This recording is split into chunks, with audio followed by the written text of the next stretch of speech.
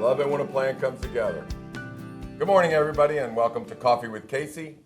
Another edition where we sit around and talk about what's going on in the real estate market, giving tips to sellers and buyers and agents and whatnot. With me today, we have the ever lovely Mike Filan, who is with First Heritage Mortgage, and First Heritage is our lender. Mike does all our deals for us.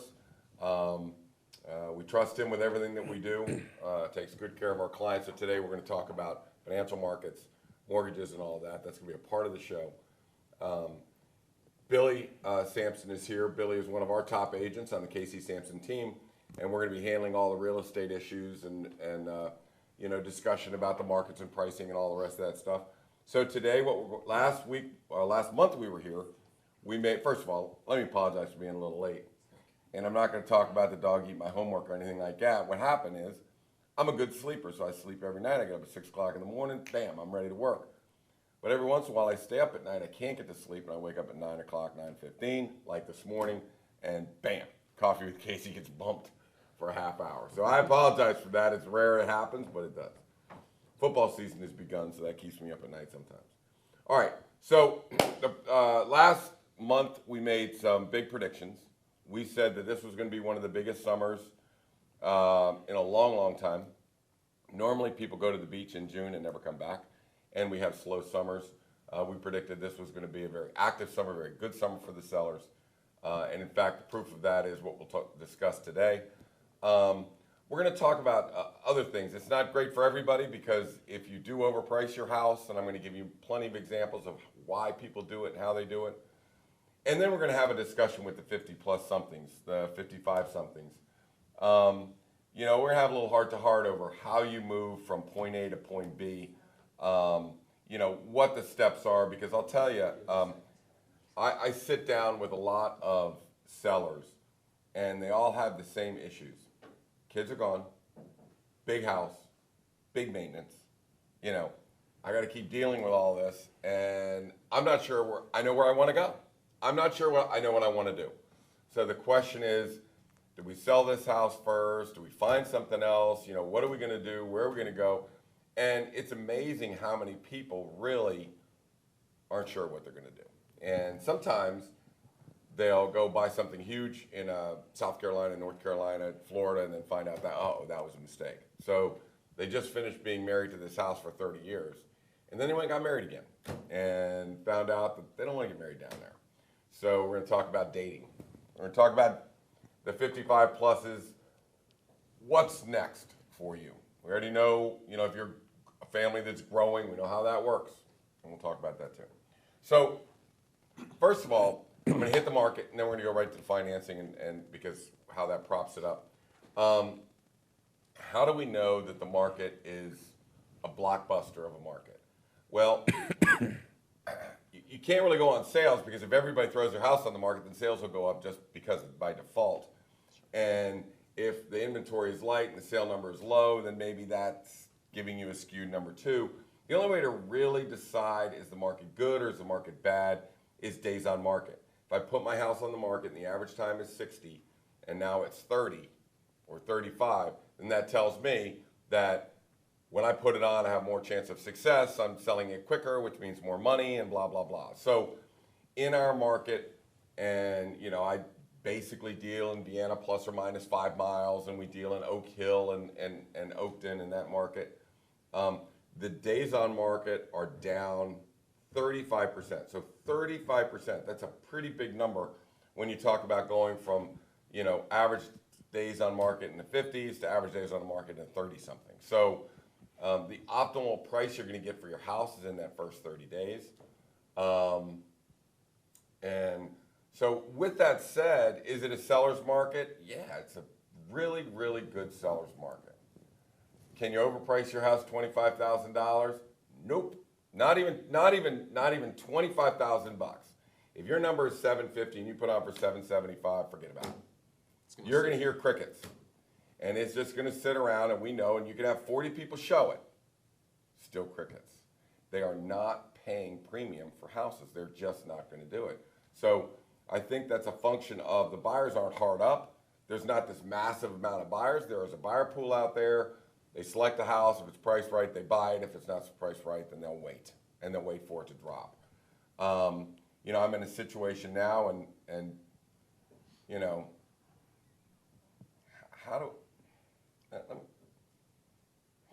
let me be honest with you, okay? And I don't want to brag. I mean, I think, you know, I teach Billy humility. Humility, good. Good humility is good. You know, Sniper. As a sniper, just shot your thing down. So humility is good, and I don't know exactly how to say this, but when we put a price on that house, we know exactly that's the price for that house. We have models that we've developed over years and years and years and years. And here, like I said, the days on market is an example proving why it's a good market for sellers. Here's proving that when we say it's 750, it's 750 is we put on $153,949,000 worth of houses since 2017. They sold for $153,989,000. So that's off by $40,000 on 150 million. So what that means is that if we said a house was worth $1 million, it sold for $1,261,000. So we were off by about $250, $260 per million. So the market is 96.5. So if you list for $1 million, it's going to sell for $965,000. So they're off by about $30,000, $35,000 on a normal listing. We're off by $250. So it's because of these models and the way we do this. I want to get into the financing stuff, but I want to jump on this. The way we do that is we have a model that'll take, if there's only one house or two houses, it may skew what you think the house is worth. So you need to get critical mass. And the only way to do that is be able to take smaller houses and compare them to you know, the square footage, and then get older houses and compare older and new houses. So our model takes into account, it can take an older house and it can take a bigger house and compare it directly to us and tell us what we're worth. So what that does is it gives us 7, 8, or 9 comparables we can work with as opposed to 1 or 2. So the benefit of this model we have will age it and size it to us, which gives us a more accurate read of that. Now, from that gives us our what is a customary number, what is extraordinary, what is renovated, and what is just showed well. So the alt agent, Billy, will then take my model and he'll start dissecting every house in that model to make sure that, hey, these 5 out of the 8 are the true best comps based on the condition and upgrades for this house. So then we start going over each one of them. We start what we call pruning the model down and pruning the comps down. So we are locked in, and when we walk in and say it's 765, it's 765. And I'll give you an example. In February, I went in and did a model for this house, and it was $1.466 million. Okay. So this time I came in and I did a model. Now I can't look at the old model because that'll skew me on what I'm doing with the new one. So I can never look at old models. I've got to just do it brand new. So I did a brand new model. I came up with 1.47 million. I was off by $4,000. And that was a February model that I did compared to today. So these models will tell us where the house should be. Now, I'm going to be talking with somebody as soon as this is over who has a house. It's worth $775,000. If it was put on there, it would have sold by now. It's been on for 160 days, but it started at $850. So once you put a house on for $850 that's worth $775, and everybody goes away, rejects the price. They're like, well, can you guarantee me it's $775? No, because I don't know what kind of damage has been done by not pricing it correctly originally, you know? So now the strategy is going to be go off at $750, get some bids in, and hopefully they'll bid it up into the $765, $770 range. But there's damage done when an agent walks in and goes, oh, I think you can get $850. Not I think. Don't buy into that. If they're going to tell you a price, a seller needs to verify that price. Perfect example. I had a house. I said, don't go over $900,000. They went on the market for $950, and it sat for 6 months, and really it was a disaster. So now we're going to come back on, and we're going to put it on for $900. But we check this every day. So there's 14 houses since the beginning of this year that decided to listed 1725 instead of 165 with somebody else. And so we track them just to make sure we're right. I mean, if I'm wrong, we need to know that. I need to make adjustments, you know? So, so I tracked 14 houses, and not one since the beginning of the year is under contract. Not one. They've been withdrawn, they've expired, they're temp off, they're still active. And so when people look at recipe for success or what's the secret sauce that gets these houses, the average days on market for a house over $1 million in Vienna is 118 days. Ours sold an average of 14 days. What's the secret sauce? Pricing it correctly. It's just pricing it right. And if it's worth more, Billy and I put it on for 1.25. If it's worth more, they'll pay more. So, you know, the perfect example with Billy is house was on for 1.3, it wouldn't sell. We bring it on where it should have at 1.25, so it's got a bigger market. And a person had been looking for that very house and had set their sights at 1.25, wouldn't go over it. They've been looking for 2 years. It's only 4 or 5 blocks away from their house. It was only 4 or 5 blocks away, and they never saw it. So we put on 1.25. They walked in. They offered 1.28. So they offered $30,000 more than it was worth, just so we wouldn't do the open house. Yeah. And we took it, and they removed the contingencies. So. And it works at every price range too. I mean, it's not only under $1 million. Right. You've had a couple that were 1.4 that get multiple bids on. Yeah. We I had think a the 1.3 go to 1.4. Yeah. So I always hesitate when I say this is a great seller's market, and then people think they can get careless or lazy or greedy, okay? And you just can't do that. You just can't do that. Well, one of the drivers behind this market that we have is the interest rates. So, you know, you're watching the bond markets are up, the bond markets are bad, the yields are falling, that this is growing, that is growing. I mean, it's a pretty exciting time as money's flowing around, and I want to talk about money in motion. I want to talk about money in motion, but let's get to the market right now where we currently stand on interest rates. Has any of all this wild thing resulted in the lower interest rates in the mortgage market?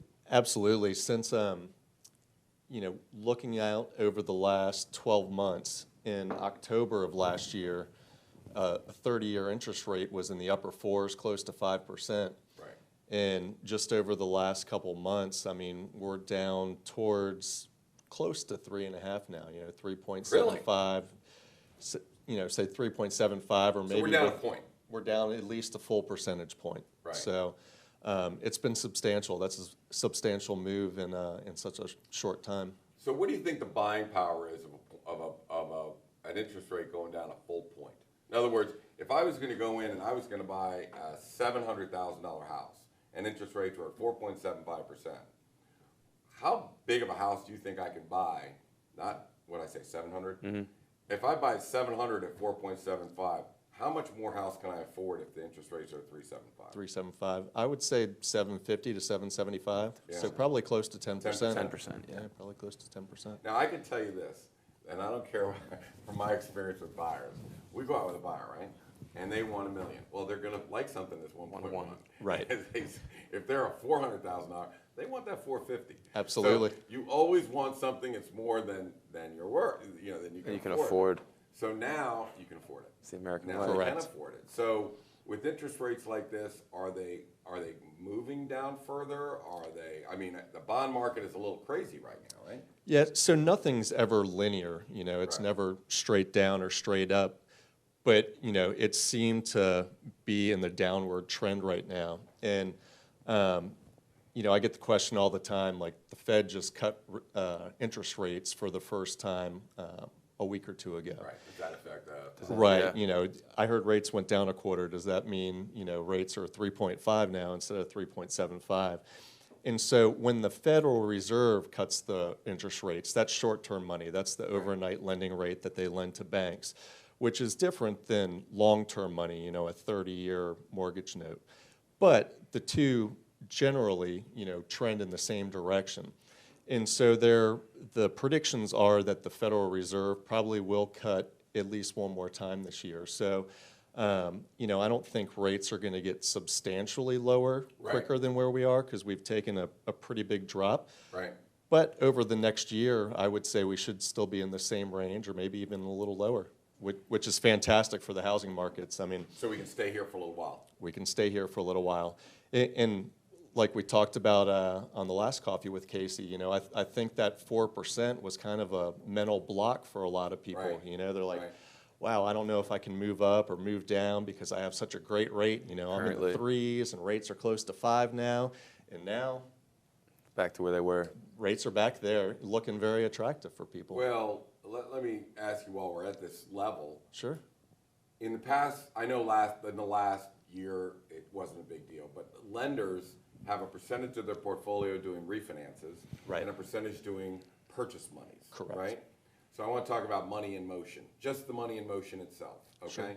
So if rates go down and people are refinancing their house, the money is in motion. Well, when the money is in motion, lenders make money, title insurance companies make money, insurance companies make money, appraisers make money. So Absolutely. real estate is a big part of the economy. And when interest rates go down, just that fact that money starts to go into motion creates jobs, creates business, Absolutely. creates money, creates income. Activity. So let me ask you, and again, forget the last year, but the 4 previous years to that, what percentage of your business was refis versus purchase money? Maybe 10%, if Is that. that all? Yeah, if that. I mean, well, when rates were low, yeah, 25%, something along those lines. Okay. You know, rates have been down for 10 years kind of thing, Right. it seems like. And then So over it's the not like last the good year, old days when rates were at 6 yeah, and went down to Dropped 5. to 5. and went to 5, And you then guys everyone all went refied. nuts. Then went to 4, you guys went nuts again. Absolutely. And that was a much bigger part of your portfolio. Right. Would you And say the refi group? yeah, and now just in the last couple months, I would say refis are probably 25% of the business. Right. You know, so it's certainly substantial. And like you said, I mean, when somebody has an extra $300 or $400 a month in their pocket suddenly, it's like getting a raise. I mean, they have more money to spend to. They're going out to dinner, they're spending it Absolutely. all, they're putting the money back in motion. Absolutely. So, all right. So let me add, there's another very important part about buying when people buy, and that is, well, two very important things. One, the spread between the 30-year fixed. Let me ask you first, I don't mean to jump around. First, we talk about bonds and all that stuff. What's the best indicator somebody can watch that 30-year fixed mortgages are going down? What bond would you recommend they keep an eye on? The 30-year bonds or Typically, people watch the 10-year, 10 years? the 10-year rate to see if it's going up or down. Okay. I mean, mortgage bonds aren't solely pegged to the 10-year, but typically they move in the same direction. Okay. You know, there are times where they move in different directions, but it's rare. So that brings my next question. There's always a spread between 30-year fixed rates and 10-year ARMs. Correct. Okay? And that spread is sometimes 3.5%, or I mean, 0.75%, sometimes a half, sometimes only a quarter. Sure. So what is this spread right now? Are people looking at 10 years, or are they just going with 30 because interest rates are low? So right now, there's what's called an inverted yield curve. Okay. When you watch CNBC or those things, they're talking about the inverted yield curve right now. And long-term rates are actually lower than the short-term rates. So like you said, typically you might get 0.75% better on a 10-year ARM versus a 30-year fixed. Right now, the ARM rates are about the same as the 30-year fixed. So, You know, and that's a big deal because, you know, when people are buying a house, they're only going to be there for 5 or 6 or 7 years. They get a 10-year ARM, and they can chop their payment 0.75 of a point. right, Not so right now. It's Not an so. inverted curve. right. That's pretty Well, wild. I mean, for the actual treasuries, it's an Right. inverted yield Right. curve. For mortgages, you might be able to get a little bit better on the ARM, Yeah. but it's minimal. It's not what it typically is. That's not what typically is. You see anybody jumping to 15 years? No. Yes, You do. on refinances and on purchases now. Okay, so people are going with take the, you know, again, I guess if we look at that and you drop at a point, then you can almost do a 15-year for the same thing you could have done a 30-year back then. Right, and the 15-year fixed is close to 3% now. I mean, 3 and 8, somewhere in that, you know, with 20% or more down, like. Well, I'd love to know, and again, we'll run these numbers, but if you take a loan and make it a 4.75% interest rate and do a 30-year loan and then do a 15-year loan at 3%, the payments are probably not off by much. Not much. Now, let me tell you the difference. The difference is if you buy a house at 35, it's paid off when you're 50 years old. Right. Or it's paid off when you're 65. So what do the lower interest rates mean? Your house paid off at 50 years old. Pay a lot less in interest. Oh, absolutely. Yeah. Yeah, Moving a that lot several faster. $1,000 a Lifetime. month payment times 15 years is very substantial. Yeah. Absolutely. Yeah. All right. So you are kind of the canary in the cave. How many people do you see coming in, getting pre-qualified? Are the buyers on the ready? Are they getting their deals? Are they finding houses? What's your indicator there? Yeah, I think buyers are coming in more. Yeah. There seems to be more of a buyer pool. Like you said, typically this time of year, it's a little slower. People are on vacation. Right. And I think people are taking notice now and that the rates have come down and we seem to have more buyers than typical this time of year. Right, right. All right, well, thanks. That was, that's the foundation of why the market is doing what it's doing right now. So we need to make sure we keep an eye on that. And, if it stays down for the full year, that's kind of good and bad. There's no immediacy for people to get into the market. It'll be 3 3/4 a year from now. I don't need to buy now. Well, it always seems that when rates go down, it's pretty gradual. When rates go up, it's like a week, a couple days, all of a sudden they're just shooting up. Something happens and it goes up a half a point. Something substantial happens. Quarter of a All right, point. let's go to, and I know that you run into this a lot with the buyers. There's two groups. There's one that sells a house and buys up because they have younger kids and they're looking for better schools or they're looking for more room space. or whatever. Those are the, let's call them the 30 to 50s. And the 50 pluses are the ones that, now I got a big house, my kids are in college, now what do I do? Okay? So Billy, you deal a lot more with the 30 to 50s, the move ups, and we're going to talk about, and again, this involves Mike too, because what comes first, finding the house or selling this house? Selling, right. What the heck are we going to do? So you get involved in a lot of this, and a lot of times the best thing to do is we got to sell the house first because we're not sure what we're dealing with. Right, and right now, under that 750 number, or in certain markets it's $1 million, a home will come on the market and it's off in a day or two. So I've been doing this with one of Michelle's friends right now. They have a home in Arlington and they're looking in the Fairfax to Oakton, kind of Centerville area. And we've been looking at some homes and they're like, yeah, we love this home. Like, let's start to talk about getting our home put on the market. It's already gone.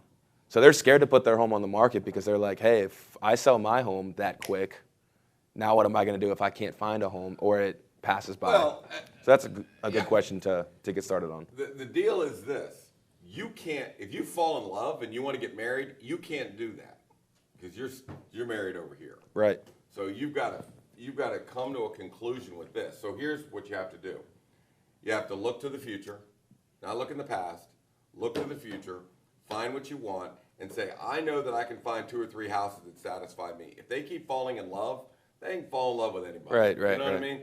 So that means let's get the house on the market, let's get it under contract. Now, 75% of our houses sell in the first weekend. Well, 10 days, but most of them sell in the first weekend. So when that happens and you have multiple contracts, the first question from the buyers when they're talking to us What do you want? What do you want? Yeah. What's the seller want? 30-day rent back. Yeah, I want a 30-day rent 45-day rent rent back, right. I mean, a lot of times we have sellers rent back. We haven't found what we want. We've never thrown a seller out on the street. So Right, yeah, that's what I've told them. Never not had a place. So. And a lot of times what Mike has done with a couple of my sellers to buyers is they sell the home, they have equity in the home, they can pay off a loan, and all of a sudden, or credit cards or an auto loan, their debts, and all of a sudden their credit score goes from a 680 to a 750, and now all of a sudden they can afford more because they have a better rate. Right. So we've done that in the past as well. But Absolutely. And also, I mean, their condos, $250,000 in South Arlington. I mean, that is going to be gone in a day. Right. If we price it correctly, we'll have multiple bids. Well, It's in the correct condition. It's in a transitional condition. It's in a marketplace right now where things are gone in a day or two. I mean, I was running the pricing model. The comps, the average days on market's 3 days. Yeah. So So we're sure we can do it, but you Right. got to know that you got a girlfriend that you can find, or Right. somebody you can date, and Right. or, get married somewhere else, and you're pretty sure you can find that. But let me stop, because you hit on something very, very important. So more on the younger buyers than the older buyers, but the younger buyers, they're not really quite sure what their credit is. They don't check it that much. But do you still have the optimizer where you can go in and say, Absolutely. okay, explain how this works? Yeah, so the credit optimizer, we pull somebody's credit report, and we can take a look and see what their score is and help them get their score up to its maximum potential in a short period of time. Maximum credit score equals lower rates. Correct, yeah. So Fannie Mae, Freddie Mac, they all have risk-based pricing. So, just like when you buy a car or a credit card or something like that, Sure. if you have great credit, you get the best rates and terms. So this optimizer, we can look and see how much money they have extra too. So if they have an extra $3,000, we can put that in and it'll show, all right, you pay this credit card down by this much, you pay this one down by this much, and your score should go up an estimated however Yeah. many points. So That's a big deal, man. That really is. Those credit optimizers are really nice. it's a great way to, have a strategy and be able to get the best rates and terms that you can possibly get. So- Again, so when Billy has a buyer who's going to list and buy something else, the first stop is hit the lender, get your rates, get your terms, get your closing costs, optimize your credit, make sure you get all that package done. Start looking at houses and find out what you're looking for, but you're the one that can say, if they want to pay $2,000 a month, you're looking in the $350,000 price range or the $400,000 price range, which sets the targets for the realtor and the buyer.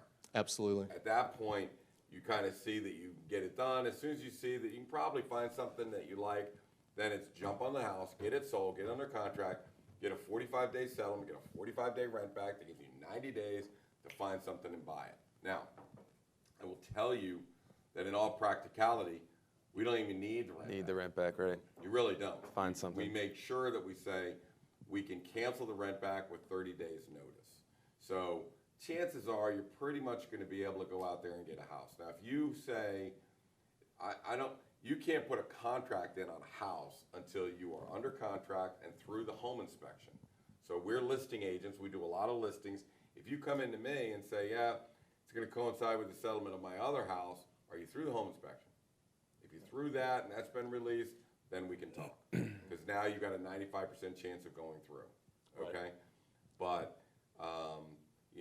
barring that, we got nothing to talk about. I got 5 contracts. So a good house is going to have multiple contracts, is going to have multiple bidding. So you can't be standing there with a house that you have to sell and it's not under contract and it's not through its home inspection, because we won't even consider those contracts. Do you want to touch base on non-contingent as well? Well, non-contingent on home inspections, non-contingent on, yeah. Or for the financing. For the financing. From the financing side. Yeah. So a lot of times Casey and Billy and I work together and we see if somebody is able to afford the new property while still holding the other property as well. And some We people don't are. want to, Right. but if we can, we're yeah. non-contingent. Yeah, and like you said, being able to put a non-contingent offer is more attractive to the Way more sellers as attractive. well. And we can figure out ways to structure the financing too. Maybe they have 5% down, or we can do a 401k loan or something where they're just paying themselves back. And then we take the equity or the anticipated equity from the property that they're going to sell, Right. and often do that as a larger home equity loan, a second mortgage, so that when they do sell their current property, they can pay off that home equity loan, and then their first mortgage is set up at the dollar amount Ready to that they go. wanted Yeah, to go. yeah. So it's another strategy that we often look at. Well, and we're trying to get from point A to point B, and it's not easy. You don't Right. go on Rocket Mortgage and let them figure it out. No. So really, again, everybody, so you know the difference, okay? You have banks, and the banks are loan officers that kind of get fed business, and banks have bank money. And then you have correspondent lenders, and correspondent lenders are the premier groups that have their own underwriting. They can shop a loan to multiple banks, but they close it themselves, which is very important. They have their own appraisers. Probably the quality of the loan officers is highest with what's called correspondent lenders. And then you have brokers, and they're out there, and they have relationships with banks, but they don't do the underwriting, and all they're doing is trying to find a home for your loan. So we recommend correspondent lenders, and when you come in, the one reason that you want to have a correspondent lender, especially a big name, I'll mention First Heritage is one, but there are others. There are other good, and realtors know who they are. One of the criteria of that contract coming in is I'm looking at who the lender is. If you're a Rocket Mortgage, you're out. Next, and then find somebody that has one of those top lenders, because you can pick up the phone, you can call him or her, that loan officer, who knows what they're doing and can tell you. Now, I have one question for you. The people that I'm talking to had a contract, and then it got to the last day, right before the settlement, and then all of a sudden it got turned down because they had a short sale that the lender didn't know about, or something like that. Doesn't a short sale show up on your credit report? How do you have a special thing you check for short sales? Yeah, so that's the importance of working. How did it get to the settlement day before they didn't know? Before the underwriter found it. Right, and that's what's important about working typically with a correspondent lender or somebody that has control and somebody that is good quality, because in processing, I mean, it should show up on the credit report. Right. But even if, so it should have been addressed right away Right. if it showed up on the credit report. But typically with us, I mean, in the first few days of having the file, we run what's called like MERS reports and all these other types of background checks, basically. It's standard protocol, right? Yeah. How did they find out on the day of settlement? Is it the MERS report they didn't run? Is that what it is? Something along those lines, most likely, is what happened. And again, that's why, there's so many things that can go wrong that you have to have experienced people at every step of the way. If you have multiple contracts, Billy and I sit down with home inspectors, and we have to negotiate every day. Right. When you got 5, it's a little easier for us. Right, So- yep. And that's what the sellers have to understand. When we've priced it right and we have multiple contracts, We have the leverage.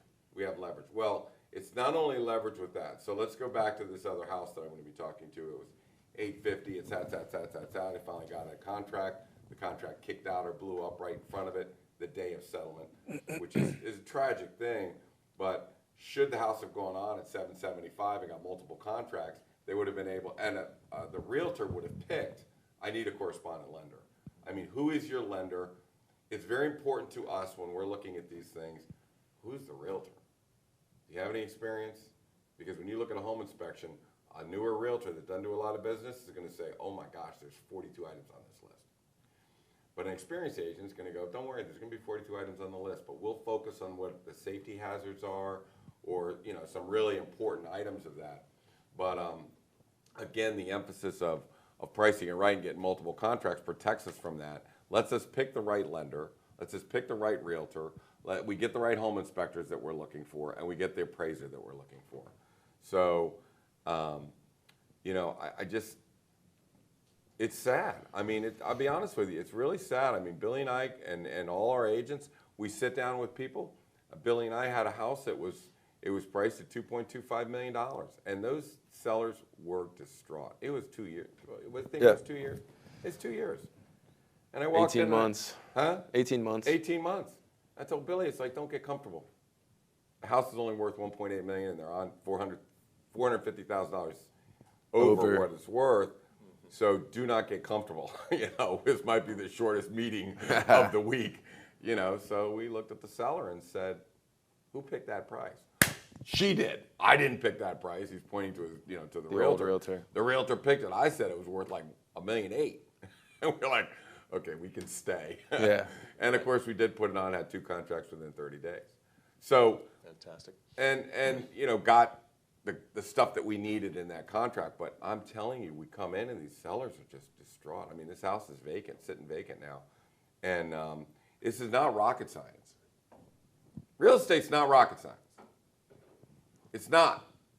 I mean, people make it harder than it is. If you overprice it, you're going to sit. You're going to get a bad buyer. You're going to have to take what you get. You're going to have to get bent, on the home inspection. You're going to get any lender that walks in the door. You're going to get a buyer that could walk. And then you know what happens then? You start all over again. Now, this house was a cute little house that had all the stuff, and now it's vacant. Right? We've seen this. Yeah, buyers now have you no gotta vision. now you got to sell a vacant house. It's been on the market for 6-8 months, and has some, it's damaged. It's damaged goods. We do not want to be damaged goods. 14 days on the market. You want to do your homework, prove the number, go in there. Luckily, 60-70% of the sellers are realistic and say, I don't know what it's worth. You tell me what it's worth. And they look at it and are realistic about it. And if we go for a bigger number, that $25,000 premium, if we go for it, you better listen to the market. If 40 people come through and nobody buys it, we missed it. Mm-hmm. Really should have been 750, not 775. So we just missed it. Or if nobody comes through. Or if nobody comes through. So perfect example. We're in Leesburg. It's clearly worth 775 all day long. We put it on the market. The neighborhood is not a $900,000 neighborhood. It's a $600,000 or $700,000 neighborhood. Very low, high sixes, low. So we put it on at 775, and we watch our dashboard. We're looking at when Julie puts that thing out and Michelle puts that thing out on the internet, and we're blasting, and we look at it. Anybody looking? Nope. We could see it from day one. We know it. We get 30 people looking at it or 2. If we have 2, we missed it. And what that says is it may be worth 775, but that market is not there. There's nobody give me everything under $800,000 in that market. Show it to me. So we just missed the market, and when we miss the market, we don't wait 6 months to make that decision. Let's talk about the pricing thresholds and the fallback positions. When you drop under a $50,000 threshold or a $100,000 threshold, you triple your buyer pool. So when you go from 775 to 750, your buyer pool triples. Now, you may not look that good when you're compared to 775 to $800,000 house, but you look pretty good compared to the other 750s. So that's when you have bigger buyer pool. They're looking at smaller houses. Now you could get multiples, bidding, that kind of thing. But you can't wait 60 days or 90 days, and that's why I get a little distraught when I see houses on for so long. It's like, what do you, and I know what happens. I can tell you what happens. It just happened the other day. Well, this agent told me she could get that. And I went just like this. You need to call that agent. You need to call that agent and get him. And she's going to bring in her own buyer. And she's going to she goes, this price would be no problem. And I swear, I'm looking at $75,000 valuation under what she's going to get. And she goes, she's not even going to put it in the MLS. I'm not going to clean this house. I'm not putting it in the MLS. I'm not doing any open house. I want you to bring in the buyer. And she's guaranteed me that number. And I said, I think you need to give her a call immediately. I want to know who she is. Sounds like she's a magician. I'll tell you what. Miracle worker. Right? Yeah. I like a bet from time to time. You know what I mean? I could encourage a bet from time to time. So I'll take an over-under. And I'll set the number. I'll put $100 that it's under the number. And that number is 75 grand less than she's going to have it on the market for. And I'll bet you $100 it hits under my number. That's 75 less than what she's going to put it on for. So again, why I always want to caution people, if we say it is a seller's market, that doesn't mean you can do stupid things. It doesn't mean you can overprice. It doesn't mean you can not fix up your house. It doesn't mean because I would say that 75% of the people really do put their house in the condition it needs to sell. Yeah, maybe less. 50? 50%? I mean, I go through homes all the time, and I'd say at least half are just like not put in the correct condition. They have either the pictures are wrong, the marketing is wrong, they have dark rooms, the paint colors are old, the fixtures are old, they're gold everywhere, and not the good gold. It's just not put in the correct condition. And little things like taking a piece out of this room and introducing color into this room and painting a wall, is something that simple that would take that room from being dark and dungy and a swipe left, as opposed to it being put in the correct condition and saying, whoa, I'll go see that house. Do you think those are the ones that are typically withdrawn, or especially if they're overpriced? Sometimes, 40% of the homes are withdrawn, Mike. Right. 40% of the homes get withdrawn. Now, in a market where it's a seller's market, that's a disgrace. Right. It should not be 40%, okay? And you can't do, and Casey's been talking a lot about pricing today, but there's three pillars that we always talk about. That's the pricing, the marketing, and the condition, right? So if you screw up on one of those, you're done. And then you fall into that 40% category. So you have to, really pay attention to the pricing. I want to touch on one question that a lot of sellers have. You really need to market it correctly, have state-of-the-art marketing, and we want to put it in the correct condition. So whenever someone sees it online, they don't swipe left, right? Billy talks about 3 pillars, okay? Pricing, marketing, and condition, which are critical, and we'll get into that. And then what else did you just say? You had one other thing. I had one quick question. You've been talking about a lot of sellers, they get greedy, and you say it's a seller's market. So they say, hey, my home may be worth $750. I'm going to put it on the market for $800, right? And I think the reason for that is they think they don't want to lose money. They want to make money. So if they put it on at $750, like let's say it's worth $775, and the decision is $800, $775, or $750, right? And they don't want to lose that $25,000 delta. And so a lot of times we would recommend $750, but they're going to say, I'm going to lose that $25,000. Right. I want to put it on at $800 and have some wiggle room. So what would be your answer to sellers that have that? Because if I'm selling my home or if I'm selling anything, that's kind of the struggle that I have. I want to get the top dollar. So everybody get out a pen and paper. I'm gonna say something, and you're just gonna have to believe me on this. The lower you price it, the more money you're gonna make. And we see it every day. Every day. And if so you want I do to 130 of these a year. I see it every stinking day. The lower you price your house, the more money you're going to get. So the natural place at a 775 would be 775, okay?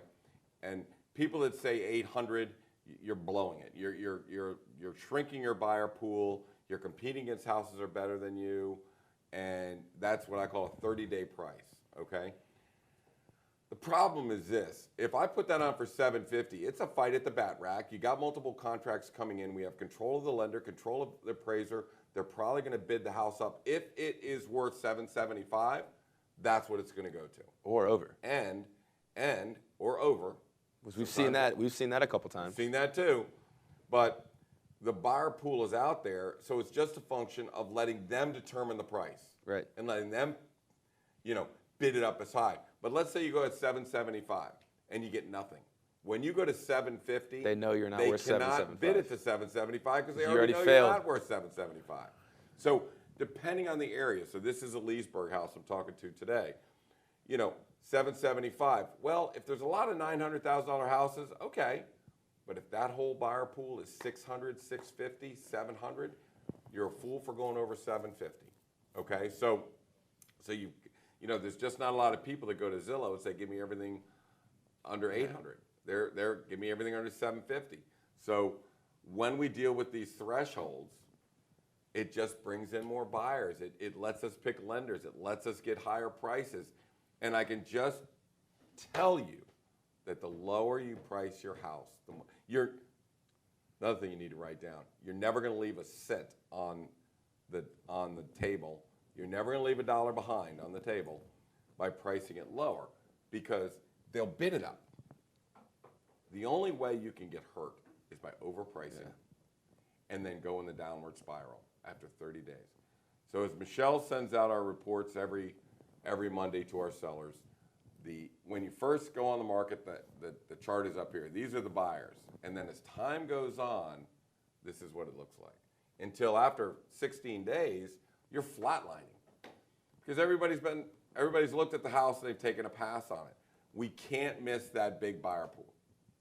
And for those of you that think the old way of putting on for $800, let it sit around and let it wait. No, that's not the correct way. The first thing I show a seller in a listing appointment is what's the price per square foot of a 3,000 square foot house within 2 miles of where you live. So it'll show it over 10 years. And if it sells within 10 days, the number's here. If it sells within 190 to 120 days, it's down in here. So there's a 10% spread in homes that sit on the market for a long time and sell immediately. There's a 10% spread. So in a $750,000 house, it's the difference between 7 and 775. So we want to be very thoughtful about pricing, have a very good discussion. dissect it, prune it, get it down, get the input from the sellers. What do you think? What are your neighbors? And they'll go, well, Jenny sold. Yeah, I know Jenny. Jenny is at this number. And if we compare your house directly to Jenny's house, which is 350 square feet bigger, and it's assessed for this, and da-da-da, then you would be worth X dollars. That proves exactly what we're talking about. It all comes in and brings us to that customary number. So let me hit on what Billy said, the second pillar. And how much time do we have? Where are we? 48. I got 15 minutes? This is very, very, very important. First of all, you said pictures. Again, when we're in a listing presentation, I pull up houses in your neighborhood, and I show them the pictures. And then I show them our picture, their picture, our picture, their picture, our picture. And it's like, holy shit. I mean, it's almost like they took it with a Polaroid Instamatic camera, you know? Yeah, or an iPad. You got to be or pretty old to know. iPhone 5. These young guys. There Do you you go. know what a Polaroid iPhone is? 5. You do? It's trendy now, man. Everyone's using Polaroids. Yeah. Oh, is that right? They're making a comeback? Just like vinyl's making a comeback. You know what? I'm going to It's a stick around 30-year long cycle. enough. Maybe Yeah, I'll it's- make a comeback. You know? Everything's cyclical, man. Is it all? I know, because every time we go Cyclicality. in and we say, hey, that goal is old, it's got to go. Every seller tells the same thing. I hear it's coming back. No, yeah, not but that's that not type. coming back. Not that type of We gold. don't have time. Yeah, It's we a don't have matte time gold. for that. You know? It's a matte gold, not a shiny brass gold. Yeah. It's the rose Get that gold. out of here. But let me tell you, here's a perfect example this week. Perfect example this week. Billy and I went into a house, and I said, 50-something couple, been in there for a long time. It looked like a 50-something couple's house. And we said, paint it, take the hardware out, do some flooring. It may have cost them $10,000, right? Yeah, 10,000. We did so hardware fixtures, lighting fixtures. We didn't touch the master bath because the master bath was Was already appropriate. good? Yeah. It was appropriate for their home. We did some landscaping out front. We put in your skip laurels. Yeah. Cleaned up the outside. We put some Skip laurels. lighting fixtures outside. See, I'm learning. Yeah. Some lighting fixtures outside. We painted the front door, cleaned the windows, took the screens Yeah, off. yeah, Just yeah. got it prepared to sell. So I went in before, Yeah. before Billy did this, I went in before and I said, you're lucky to get 900. Lucky to get 900 on this house. If you do the following things, then maybe, so we came in and repriced it in its current condition, it's 950. So they put in maybe 10,000. 10,000 10 to bucks. 12. Let's just say 10 to 12. Okay, and- so every time you put money into your house, you can bank on cosmetic issues Cosmetic like that. issues, not Cosmetic yeah. issues. Not a kitchen, not a master bath, because you're only going to get 60% back on those. 3 things you can put your money into. Maintenance items like a One roof for one. or furnaces and things like that. 2, cosmetics, you get 6 times your money Yeah, back. paint, flooring, Hardware. hardware. Plumbing fixtures, lighting fixtures, that kind of Right. thing. And the other is a capital improvement. I'm going to redo my whole kitchen. If you spend $35,000 on the kitchen, you're getting 20 of it back. If you spend $30,000 on a bathroom, you're going to get 15 of it back. Right. So don't get crazy. So we don't do capital improvements. We do cosmetic improvements, and that is time and time again, invest 10, get back 50 or 60. Yeah. I mean, it happens every time. So, and I did. I walked in the house. I was like, oh my God, it's a new house. I'd buy that house. And I'll tell you what. At first, when we walked in there, oh, yeah, I saw this house. Yeah, you went from to wow kind of thing. And that's kind of what we were And I talking kinda about walked in earlier. like, wow, this is nice. Oh, ooh, this is nice. And Like, it's- yeah, that's because that's what you told us to do. Yeah, and it's kind of what we were talking about earlier in a vacant home. Buyers don't have that vision to see what it could look like. So Right. we need to put it in that Right. Right. position so they can say, whoa, this is nice. And it only cost 10 grand. We So- painted, we did a couple fixtures, we spruced up the outside, it cost 12 grand, and put it in the correct condition. So a buyer is going to walk in, a 35 to 45-year-old couple is going to walk in and say, hey, this is what it looks like on HGTV. Yeah. I want to buy that.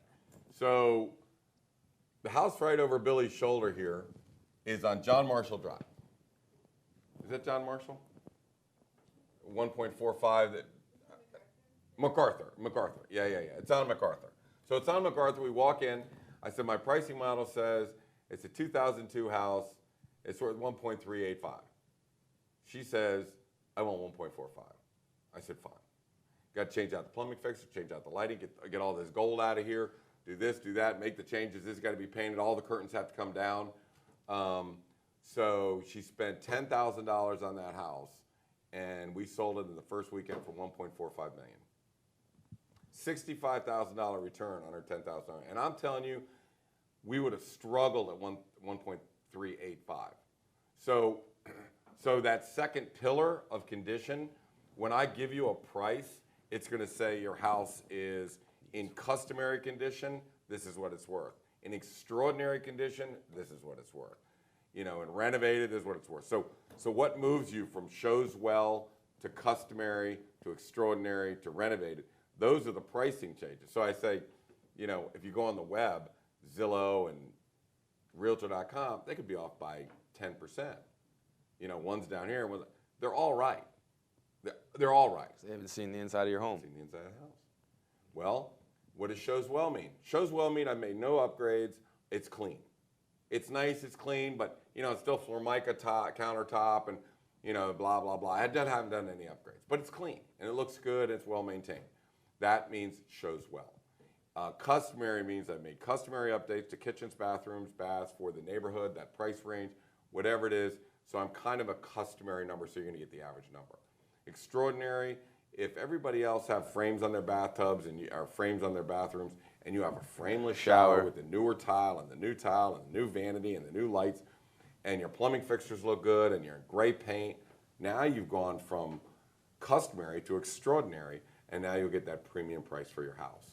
So kind of our job is to get them from shows well to, well, first of all, just to get them to customary sometimes. Right. You know, when Billy went like this, he kept going like this. And what he's saying is, when people go to Zillow, they're looking at houses. Nope. Nope. Dated. Oh, geez. So what makes them stop? Fusion photography, gray paint, cool flooring, brushed nickel, lighting fixtures, all of those things. Bright, light, linear look, more of a transitional look, which is an entirely different show. The transitional from the traditional, that's the main pillar. Okay. So now we've talked about pricing. We've talked about, you know, the condition, and I'm going to close very quickly with on the last pillar, and that is the marketing of all of this. You know, your buyer's out there. He's just sitting in D.C. His wife is in Arlington, and you're trying to get them to a house in Vienna, Oakton, wherever, right? So the newest thing that is happening is you create audiences, you use geofencing, you go to Google Ads, and if they open up his Wall Street Journal first thing in the morning, he's reading about the markets and he's looking for a house in Vienna, your house is going to show up right in front of him. And a lot of times it might be outside of DC or Arlington. Like I have a couple right now that's from Seattle. Colby has a couple right now that's from Seattle. They're Amazon people coming in. By the way, they're here. They're here and they're looking and they're in Seattle. Yeah. So, but our geofencing and Google ads and Facebook ads can pick up on if someone's in Seattle looking for a home in Vienna. They got it. They get it out all the way out there. So it's not just in DC, which is what we talk about all the time, which is correct because they're 30 minutes west. Yep. But there's also people migrating here. Yep. I mean, this is a huge transient area. Yep. And if people are looking for a home from 800 to 900 in Raleigh because they're moving up here because they work for Cisco, it's going to hit their Google ads whenever they're looking on Amazon for a dress or something. I get such a kick out of this. We'll go in and we're competing for a $1.5 million listing. A guy goes, I have an international MLS. What the heck are you talking about? International MLS. The internet. I'm an international expert. Are you kidding me? If somebody is in China and they're looking for a house, they're going to Zillow, which is that, and our Google ads will pick up wherever they're from. They're looking here. So when they go back and they're looking at their Chinese newspaper, they're going to see an ad from us in Chinese. It'll translate it right into whatever language you're reading. So you want to? That's why I get such a kick out of it. International MLS. You got to be kidding me. First, they got a realtor here. They're looking at ads here on the internet, which is international. But the more sophisticated stuff will pick up the fact that you are looking in this area, and boom, out it goes. And the funny thing you would mention Seattle, because that's where I got it from. We went right into the Silicon Valley, Seattle, all these, San Jose. the West Coast. So if you look at the way we're presented online, that comes from LA and Hollywood.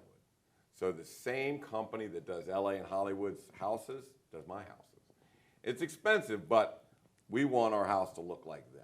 So you can really look at theirs and look at ours, it looks like the same thing. So, And the geofencing came from the Northwest, which is Seattle and Silicon Valley and all that stuff, because this is how they target, this is how they go Right. get them.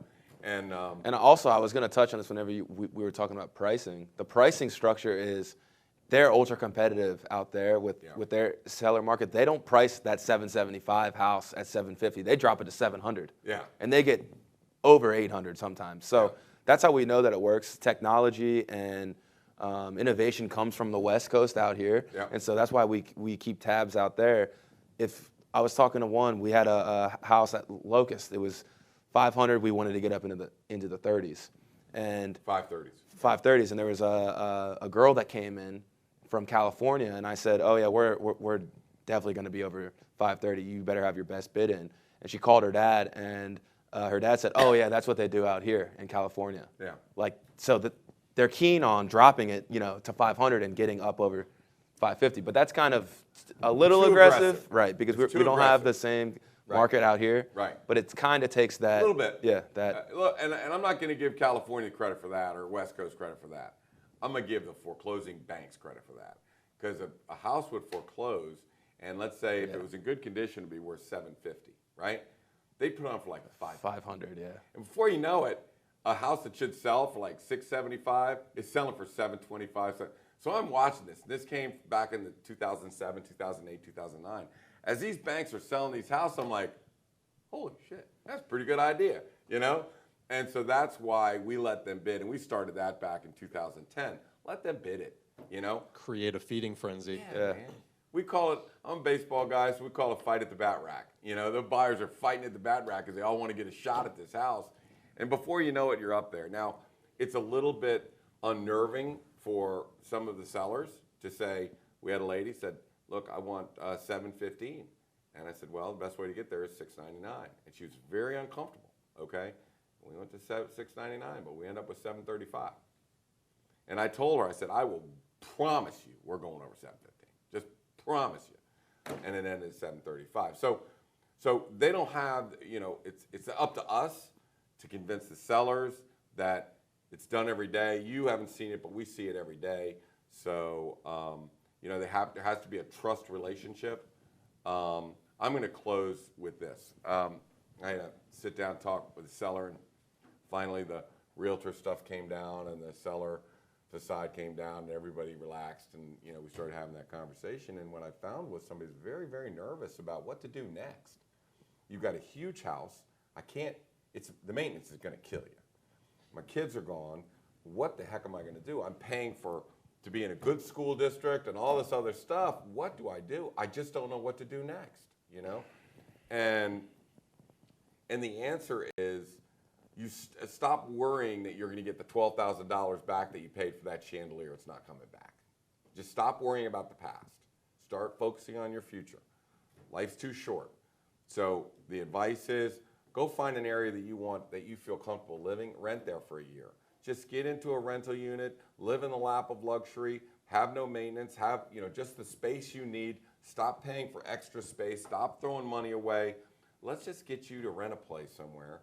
And then once you feel comfortable and you might want to buy someplace, then buy it. Or you might not want to. You might want to live somewhere else. But I think that the major deal is the family estate has got to be sold, whether it's a $500,000 house or a $1.8 million house. The family estate is the difficult part. Get it sold, get your stuff, throw it in storage somewhere, rent a luxury place. I'm talking when the kids are gone. Just rent a place for a little while before you really. I've seen people that spend money and go to Florida and South Carolina, and they made a mistake, and now they got to sell a $1.5 million house down there all over again, and that's costly. So I think that if she focuses, or if he focuses, or the couple focuses on the future, and let's just be somewhere that would be really cool. Let's change the lifestyle a little bit. Let's shake it up a little bit, and let's get in Old Town Alexandria or Reston Town Center, or Tyson's has got some nice luxury places, or a townhouse somewhere. But let's move out of this, and let's take 12 months to figure out there's enough stress trying to sell the old house that you don't need that stress trying to buy it and then make a mistake on the new house. Plus, it's more maintenance. So let somebody else handle the maintenance. So my advice to a lot of them is look forward. Want to go down to South Carolina? Fine. Rent a place down there for a year. Want to go to Florida? Fine. Rent a place for a year. You know, do a little travel, rent a place, because you don't want to get married to a thing that you're going to regret. And selling the house is so much stress. There's really a lot of stress, even though we make it sound easy and we make it easy. It's still stressful getting a house in condition. I mean, that lady that put the house from 900 to 950, Yeah. you could tell she's had it, you know? It's not an easy thing to do. So we get rid of the house, get them secured somewhere, relax for a year or two, relax. Figure out what you want to do, where you want to go next, then it will show itself. And as soon as we said that, I swear the relief in that woman was just, you're right. You're right. You're so distraught about what am I going to get for my house? And am I going to get this? Am I going to get that? Look, the big houses, prices aren't going up. I got a news bulletin for you. They're not going up. I mean, that pricing model I did was exactly where it was at the beginning of this year. They're not going up. And this was a good year. So I don't think people are into the big houses as much as they used to be. It's time to figure out what it's worth, get moving on, and get yourself situated in another area, okay? And then figure out what you want to do. And it just seemed like there was 1,000 pounds just taken off her shoulder, you know? And that feels good that you can kind of de-stress somebody. And we're realtors, and yeah, we make money selling you things, but you know what? I'm be in business for another year or two. Maybe 4, 5, 10. Figure I got 10 good years left in me once my neck locks up. You know, think long term, not short term. Think to the future, not the past. And I think that puts people to comfort. So thank you very much for being here today. Thank you for having me. I mean, your input. For those of you that are just tuning in and didn't get a piece of what Mike was talking about, please go back, watch the whole show, and you really need to know that. I mean, the first place to start the real estate adventure is with a good correspondent lender. Mike Filan is the guy that we use for all our team, and we do 90. We're shooting for $100 million this year, so we'll see if we get there. But we trust Mike with all of our deals, and in fact, a lot of times people blow up, and we at the last minute throw them at Mike, and somehow the sucker gets them done. So because they're going with their Uncle Joe or Aunt Billy or something like that, but go back and look at this information Mike had. Billy's given us some good information. His hooves are on the ground every day. He's working with buyers and sellers. So go back to the beginning of the tape. I think it's a pretty thorough show. Absolutely. Okay? All right. At this point, I usually thank Leslie. Leslie's in Richmond running around somewhere. What's your name? Ethan. You need to wear a big shirt that says Ethan, man. I don't know if I'm going to remember that. I had Leslie locked in, man. But our producer for today's show is Ethan, and for the future being. So thank you, Ethan. Appreciate all the professionalism you have. Julie, thank you for all the work you've done. You know, as the portfolio works through, I know you're getting a little tired from time to time, and hopefully you got some time off this summer. But thanks for all you do. Michelle, thanks for keeping us rolling, keeping this team going. Appreciate your help. You know, it's funny. Julie's not appreciated enough because I'm like, look, I'm doing a show, man, and you're tapping away. She goes, yes, I'm twittering. I'm tweeting. I'm live Twitter. I don't know. Twitter. You know, I come across sounding like some genius from the internet world. It's just Julie and Ethan, these guys and young guys. But, well, thank you for live tweetering. Is it tweetering? Tweeting. It's tweeting. Look, Ethan's over there going, cut the old fart off. He's done.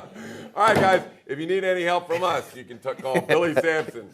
Earthquake. My name is Casey. You can catch me at Casey@CaseySamson.com, 703-508-2535. He's at Billy@CaseySamson.com. Mike at MikeFilanMortgage.com. Mike at MikeFilan.com. No, Mike at MikeFilanMortgage.com. That's too many words. Correct. That's way too many words, dude. I need a shorter email address. If you need to call Mike, you call me, and I'll put you in touch with Mike. Call anybody at the Casey Samson team, put you in touch with Mike. We're going to fix his email address so it's a lot easier But what do you got? Is it MikeFilan.com? MikeFilanMortgage.com. MikeFilanMortgage.com. MikeFilanMortgage.com. That's a little easy. Mike And at as Julie said, it's MikeFilanMortgage.com. in your home buyer section as well. Hey, go Yeah. Skins. Go Skins, baby. First That's preseason right. game. Preseason tonight. Go Skins. Let's hope no one blows out a knee. Go But Nats. Thank you, everyone. All right. Thank you for showing. Bye-bye.